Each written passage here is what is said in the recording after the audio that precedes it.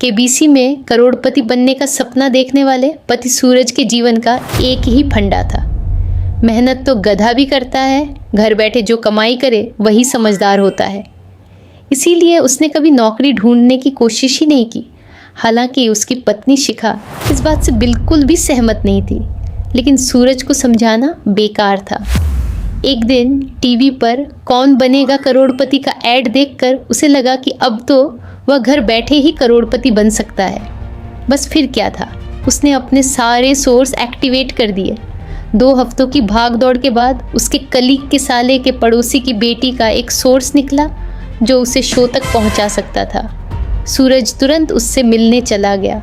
पहली कोशिश फेल होने के बाद अब सूरज के सामने सबसे बड़ा सवाल अच्छा, था। तो हमें मुकेश जी बता रहे थे कि आप हमें शो में पहुंचा सकते हैं। हाँ, उसमें कोई तकलीफ नहीं है। मैं कल अगर कोशिश करूँ तो इसी महीने में आपका नंबर आ जाएगा। अरे ये तो बहुत बढ़िया हो गया। अच्छा, वो सिलेबस और क्वेश्चन पेपर का कोई जुगाड़ है क्या? उसका तो कोई जुगाड़ नहीं है। तो वो वाकई में कुछ भी पूछ सकते हैं? हाँ, वो तो बच्चन जी पर है, जो पढ़ते हैं वो पूछ लेते हैं। पहली कोशिश फेल होने के बाद अब सूरज के सामने सबसे बड़ा सवाल था, आखिर जवाब कहाँ से लाए जाएं? तब शिखा ने एक सुझाव दिया, क्यों ना तुम अपने चचेरे भाई सुमित से मदद मांगो, जो यूपीएसएससी की तैयारी कर रहा है। हालांकि इतनी मेहनत करना सूरज को समझ नहीं आता था, लेकिन कोई और रास्ता न होने की वजह से आखिरकार उसने सुमित से बात की। अरे सुमित, हमारा कैसे बनोगे करोड़पति के लिए सिलेक्शन होने वाला है, तुम हमें थोड़े चिट बनाने में मदद करोगे क्या?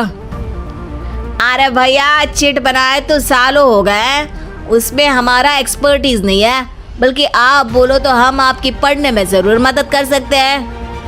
हट, कैसी अनाप शराब बातें कर रहा है तू। सूरज ने सुमित से वादा तो कर दिया था, लेकिन तैयारी करने के अलावा अब उसके पास कोई और चारा भी नहीं था। खासकर तब जब 12वीं के पेपर लीक कराने के एक्सपर्ट शुक्ला जी ने भी हाथ जोड़ लिए। आखिर सूरज को सुमित के पास जाना ही पड़ा। उसने सुमित और शिखा से वादा किया कि वह बहुत मेहनत करेगा। 1 महीने की तैयारी के बाद तय हुआ कि शो से 1 हफ्ते पहले एक ट्रायल गेम खेला जाएगा, जहां सारे रिश्तेदार ऑडियंस बनेंगे और शिखा सवाल पूछेगी। दूर दराज से सारे रिश्तेदार आकर हाजिर हो गए, ये देखने के लिए कि आखिर सूरज करोड़पति कैसे बनेगा। सब कुछ सेट था और तभी सूरज आकर अपनी स्पीच देता है। ये 1 महीना मेरे लिए आसान नहीं था, पर अपने भाई सुमित और अपनी पत्नी शिखा की मदद से मैं इतनी दूर पहुंच पाया हूँ। मेरे मम्मी पापा के आशीर्वाद ने भी बहुत साथ दिया है मेरा। मैं उम्मीद करता हूँ कि आज के शो में आप लोगों को बहुत मजा आएगा।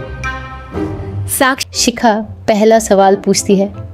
पूरे कमरे में सन्नाटा छा जाता है। इतने इंडिया में कितने स्टेट्स हैं? 3, सॉलिड, लिक्विड और गैस। अरे रुकिए, तो ऑप्शंस तो देने दीजिए। इतने में 5वीं कक्षा का चिंटू बोल उठता है। देख, अरे क्या मामा, आप तो पहले सवाल पर ही आउट हो गए। अरे बेटा, पहला सवाल तो ट्रायल होता है ना। अरे तुम अब देखना। तो यह थी कि सूरज को इतना शांत किसी ने पहले कभी नहीं देखा था। कभी कभी तो लगता था मानो वह आंखें खोलकर ही सो गया हो। 3 सवालों में तीनों करो प्लीज, कल सुबह पनवेल भी तो निकलना है। अरे हट, कंसंट्रेट करने दे मुझे। सवालों में तीनों लाइफलाइन खत्म हो चुकी थी, लेकिन चौथे सवाल पर भी सूरज का हौसला नहीं टूटा। उधर हर कोई सूरज को छोड़कर सुमित को देख रहा था।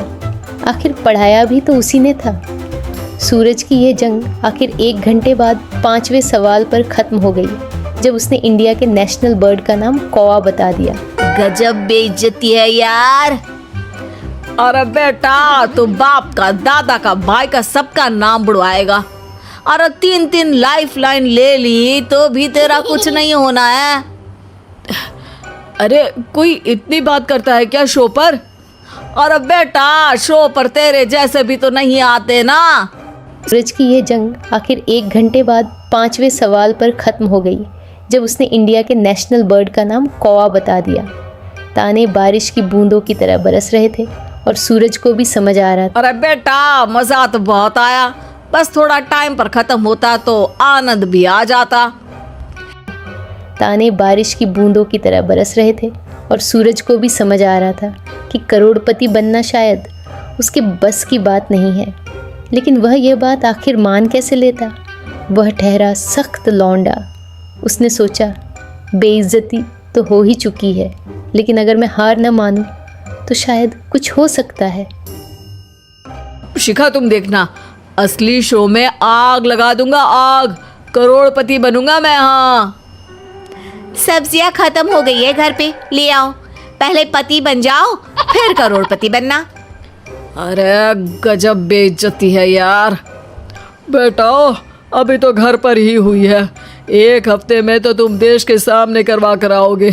वैसे जब टीवी पर जाओ ना तो बस अपने मम्मी का ही नाम लेना, ठीक है?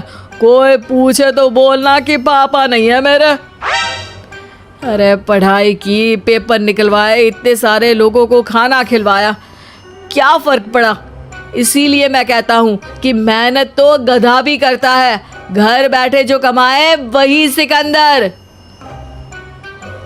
लेकिन मामा, गधे भी जानते हैं कि हमारा राष्ट्रीय पक्षी मोर है।